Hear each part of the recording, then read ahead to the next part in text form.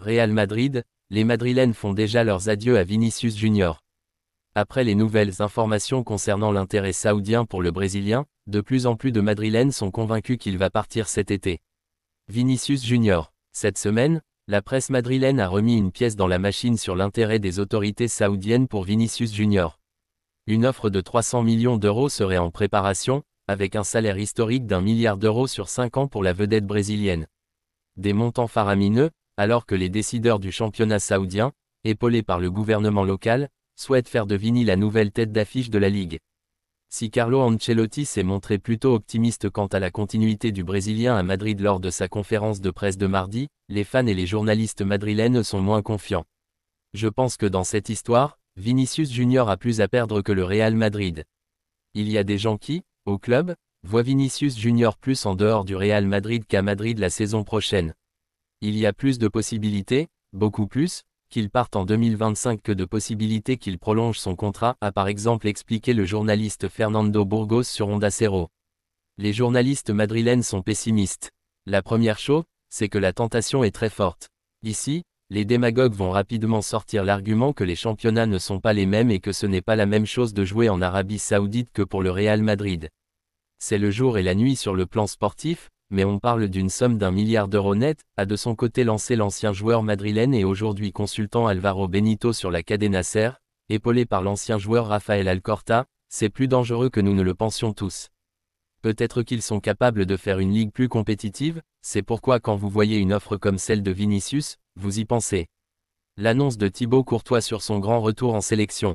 Le gardien du Real Madrid, Thibaut Courtois, voit son retour chez les Diables Rouges se dessiner suite au changement de sélectionneur. Le Belge avait claqué la porte de la sélection à cause d'un conflit avec Tedesco. Une histoire de brassard de capitaine et des propos tenus lors des sorties médiatiques du sélectionneur de la Belgique à l'époque avaient contrarié Courtois au point que ce dernier a ouvertement déclaré que tant que Tedesco serait à son poste, il ne rejouerait pas pour son pays. Tedesco a été remercié et remplacé à son poste par le Français Rudy Garcia, ouvrait ainsi la porte à un retour de Courtois. Le gardien n'attendait que ça pour retourner dans les cages des Diables Rouges, comme il l'a expliqué hier après le match entre Brest et le Real. J'ai eu une brève conversation au téléphone avec Garcia. Il va venir à Madrid très prochainement pour qu'on discute, a déclaré le gardien à VTM, dans un communiqué publié aujourd'hui. Lamine Yamal avec le FC Barcelone. Barcelone, 2-2, Atalanta. Hier soir, le FC Barcelone n'a pas réussi à faire mieux qu'un match nul face à l'Atalanta Bergame lors de la dernière journée de la phase de championnat de l'UEFA Champions League, 2-2. Un résultat qui ne change pas la donne pour les Blaugrana, qui sont qualifiés pour les 1/8 et de finale mais qui finissent en deuxième position au classement malgré la défaite de Liverpool. Pourtant, hier soir, un joueur était en colère. En effet, Lamine Yamal, 17 ans, a été très contrarié après son remplacement. Mais il s'est expliqué avec Hansi Flick comme il l'a avoué après le coup de sifflet final. Nous voulons tous jouer. Il m'a dit que j'avais fait un grand match et que maintenant il fallait penser à la Liga. Son coéquipier, Rafinha, a été invité à s'exprimer sur la colère de l'Espagnol. Je la comprends très bien. Au final, c'est un joueur spectaculaire et il veut toujours être sur le terrain. Je me suis également mis en colère à plusieurs reprises et c'est compréhensible. Je comprends sa colère car il n'a pas terminé le match, mais il a vraiment bien joué. Il a marqué un but, ce qui était assez important, et j'ai essayé de beaucoup l'aider. Je suis content de la façon dont il joue. Fin du débat, mais il s'est expliqué avec Hansi Flick comme il l'a avoué après le coup de sifflet final. Nous voulons tous jouer. Il m'a dit que j'avais fait un grand match et que maintenant il fallait penser à la Liga. Son coéquipier, Rafinha, a été invité à s'exprimer sur la colère de l'Espagnol. Je la comprends très bien. Au final, c'est un joueur spectaculaire et il veut toujours être sur le terrain. Je me suis également mis en colère à plusieurs reprises et c'est compréhensible. Je comprends sa colère car il n'a pas terminé le match, mais il a vraiment bien joué. Il a marqué un but, ce qui était assez important, et j'ai essayé de beaucoup l'aider. Je suis content de la façon dont il joue. Fin du débat, nouveau club pour Sergio Ramos, et un numéro de maillot très particulier. Nouvelle aventure pour Sergio Ramos, qui, à 38 ans, va s'engager avec un club mexicain. El Chiringuito révèle que l'ancien capitaine du Real Madrid a demandé à porter un numéro de maillot très particulier. La légende du Real Madrid, qui était sans club depuis plusieurs mois, a trouvé sa nouvelle équipe. Il va s'engager avec les Rayados de Monterrey, l'un des cadors de la Liga MX. Sergio Ramos part au Mexique. Il y a encore quelques petits détails à régler, mais il sera bientôt un joueur des Rayados de Monterrey. Et attention, il veut porter le numéro 93, en hommage au Real Madrid et au moment le plus important de sa carrière, a révélé le journaliste Juan Fesson. Ce numéro 93 que souhaite porter le Sévillan, il fait bien sûr référence à la décima, et ce but à la 93e minute, de la tête face à l'Atlético, devenu mythique. Près de 11 ans se sont écoulés depuis ce jour, mais le souvenir est encore très présent dans toutes les mémoires des Madridistas, comme dans celle de l'ancien défenseur. Souvent, l'Espagnol revient sur ce moment magique de sa carrière. C'est un privilège et une grande fierté d'entrer dans l'histoire avec le Real Madrid dans un moment aussi important qu'une finale de Ligue des Champions. Tout le monde se souviendra de la 93e minute, déclarait Sergio Ramos à propos de ce but qui a marqué le début d'une décennie dorée pour le club madrilène. Messi, départ confirmé.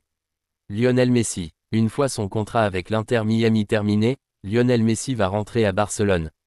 Après 2 saisons passées au PSG, Lionel Messi a décidé de s'exiler en MLS, où il s'est engagé jusqu'en décembre 2025 en faveur de l'Inter Miami. Désireux de terminer sa carrière du côté de la Californie, l'octuple Ballon d'Or pourrait prolonger son contrat d'1 an supplémentaire, rapporte le média Relevo. C'est en tout cas le rêve de ses dirigeants. L'icône argentine pourrait ainsi être présente pour l'inauguration du nouveau Stade des Hérons, prévu pour 2026, mais aussi promouvoir la prochaine Coupe du Monde qui se déroulera en partie sur le sol américain. Récemment, le copropriétaire de l'Inter Miami, Rorema, a fait part de sa volonté de voir la Pulga prolonger son aventure, et s'est même montré optimiste. Léo et moi allons nous asseoir et discuter de l'avenir. Je pense que lors de l'inauguration de notre nouveau stade en 2026, Léo Messi sera notre numéro 10, avait-il lancé. Il n'y a aucun joueur qui aime Barcelone autant que lui. Une chose semble néanmoins certaine, Lionel Messi va rentrer à Barcelone une fois son contrat avec l'Inter Miami terminé, en 2025 ou 2026. Non pas pour rejouer pour les Blaugrana, mais pour retourner y vivre avec sa famille. Une tendance confirmée par Relevo, mais aussi par David Beckham il y a peu. J'aimerais que Messi vive à Miami lorsqu'il prendra sa retraite, mais Léo m'a dit qu'il ne pensait qu'à vivre près du Camp Nou, avait confié le copropriétaire de la franchise californienne. Il n'y a aucun joueur qui aime Barcelone autant que lui. On peut voir l'écusson du Barça sur sa jambe et même sur sa bouteille d'eau. Mbappé, c'est terminé. Mbappé, le Real Madrid l'a emporté 3-0 contre le Stade brestois, mercredi soir à Guingamp, mais Kylian Mbappé n'a pas marqué lors de ce dernier match de la première phase de la Ligue des Champions. Les supporters du Stade brestois ont enflammé le Roudourou de Guingamp pour la réception du Real Madrid et les joueurs d'Eric Roy ont réalisé une belle prestation. Ils auraient mérité de marquer un but mais sont tombés face à un Thibaut Courtois vigilant. Ce sont donc les Merengues qui ont remporté leur dernier match de la phase de la Ligue, mercredi soir en Ligue des Champions, sur le score de 3-0. Même si Kylian Mbappé, sifflé par le public breton, n'est pas parvenu à faire trembler les filets. En très grande forme depuis quelques semaines, Mbappé avait marqué lors des 5 derniers matchs du Real, avec un doublé contre Las Palmas et un triplé samedi dernier face à Valladolid. Le capitaine des Bleus, qui devrait faire son grand retour au mois de mars pour le quart de finale de Ligue des Nations contre la Croatie, n'a pas concrétisé ses opportunités face aux Brestois. Il est tombé plusieurs fois sur Marco Bizot et a aussi manqué le cadre sur d'autres situations de but. Il reste bloqué à 22 buts toutes compétitions confondues, Rodrigo plutôt que Mbappé. Un autre joueur madrilène est en grande forme. Qui plus est en l'absence de Vinicius, suspendu. Rodrigo a été exceptionnel à la finition, en ouvrant le score d'une frappe croisée, 27e, avant de s'offrir un doublé à l'entrée du dernier quart d'heure, sur l'une des frappes de Mbappé repoussée par Bizot, 78e.